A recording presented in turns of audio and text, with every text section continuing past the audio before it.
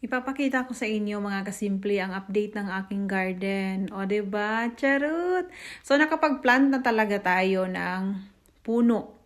Mayroon akong avocado at mayroon akong mga lemon at orange. So, tatlo lang muna yung bibilhin ko. Naghahanap pa pala ako ng apple pero wala akong nakita sa Home Depot kung nasaan ako nag-work. Kasi mayroon ako sanang nakita pero medyo patay na. Kaya sabi ko ay next time na lang baka may darating na mga bagong stock. Kaya ito na nga mga kasimple, kikwento ko sa inyo dito sa Amerika. Dito pala sa Amerika, sobra tagalang mahal talaga mag-garden. Lalong-lalo na guys, itong kasi sabi ko sa asawa ko, hindi ko kaya talagang gawin itong paligid natin kasi sobrang laki din, sobrang lawak, tapos matigas yung lupa nila. Kung siguro naman mga kasimple kagaya ng lupa natin sa atin, kayang-kaya ko pa. Pero dinhi sa Amerika, lahi manggod ang lupa ni Redrick, murag buhangin ba? O unya gahi jud kaayo siya kanang imong gunahon gani tanggalan nimo kanang kuan. So kanang need din dili na siya pwede tanggalon. Gusto gani unta tatong tao nga nagtrabaho sa kong garden, untang galon niya kay dili daw siya ka lugar og kanang guna-guna og mga sagbot. O kaya anak ko sa iya kuhaan na lang ng sagbot nga kaya nimong kuhaon pero ayaw tanggalan ng mga kuan din kanang net kay mao man na siya protection para kanang magulan-ulan gani para ang kanang kuan niya ba kanang lupa kanang dirty di mo baba sa amuhang playground. Kaya yan na nga mga kasimple yung update ng ating ngayon. So meron mga blocks na kaharang para di bababa yung lupa. At saka nagtatanim din ako ng lemon yaan, at saka may avocado tayo. So sana mabuhay sila. So everyday na lang yan, lalagyan ko ng tubig. Meron naman kaming sprinkler dyan. Kaya yan na nga mga kasimple ang update natin ngayon. So sasabihin ko pala sa inyo, hindi talaga ako marunong magdi-design talaga. Lalo na sa bahay namin, hindi ako masyadong wala akong mga experience na like mag-design. Kasi yung bahay namin noon, sobrang liit-liit. Anong ni-designan mo? Kaya hindi ako sanay na mga ganun. So ang ginagawa sana namin noong nag-start kami sa bahay namin, kasi ang bahay namin, 6 bedrooms yung bahay namin.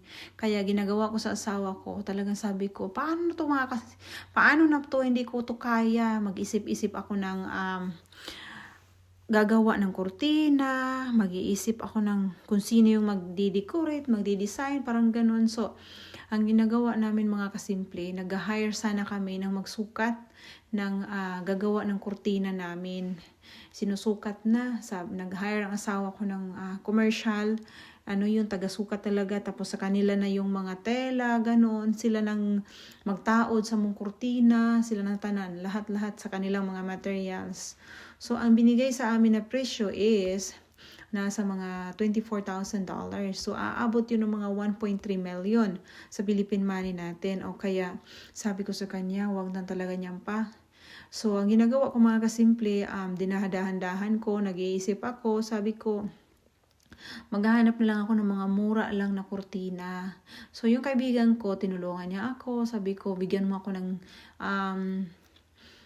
talaga na kung yung mga simpleng kurtina lang god na hindi kamahalan, ganun, para lang makubiran god ang bintana, di ta makita sa sulod nga magbihis ta, maligo tayong ana.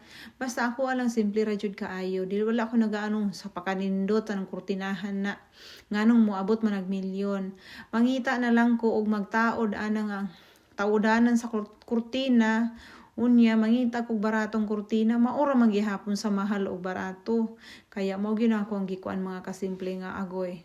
Kamahal gyud ay di ay aning aning Amerika, kaya mao na kong giingon nga lisod gyud kay kaayo diri sa Amerika kanang dili gani ka wa kay wa kay kwarta-kwarta, dili nimo ma-afford ang tanan kay kuan man kaayo, mahal man ang mga pamalitunon. Pagpariyaan ni nga kong blocks nga sa kong garden.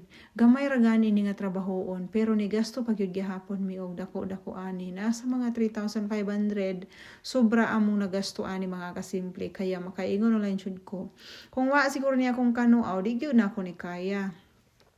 Wala gyud ko'y hambag din ha mga kasimple. Ako ra gikuan ana din ha. Ako na oy mao ni akong gusto, oy mao ni akong gusto.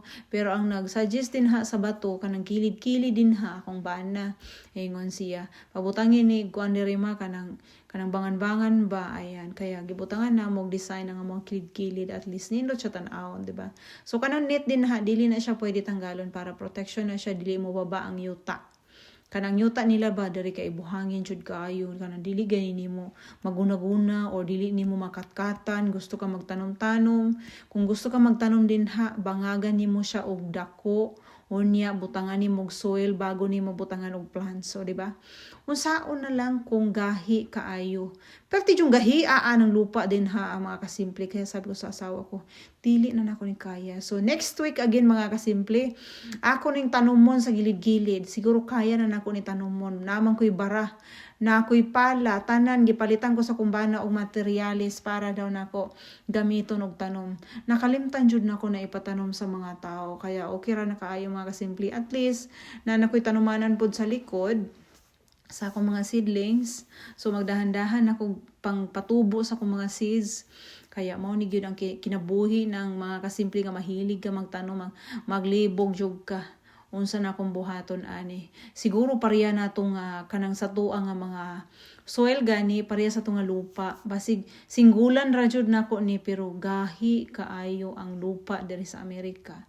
Mao na mga kasimple nga makaingon jud ko nga dili jud nako kaya papangkano. Tabangi ko papangkano, magsira ko adlaw-adlaw balik-balik ko na akong bana. Nakaingon na gid akong bana si Giday. Nabungol na gid siya. May gani mga kasimple, nakakita gyud kog tao dito sa akong gitrabahoan nga namalit sila at nga time kog iyahang client ba, namalit sila. Nangutan ako, ay nagahimo, naga-garden ka? Excuse me. Anak ko, naga-gardening mo? Mautunangay ko siyang number, kaya ito na nga mga kasimple. Finally, nakahimo na ko sa kong garden. Ase! And see you next video guys. Bye-bye!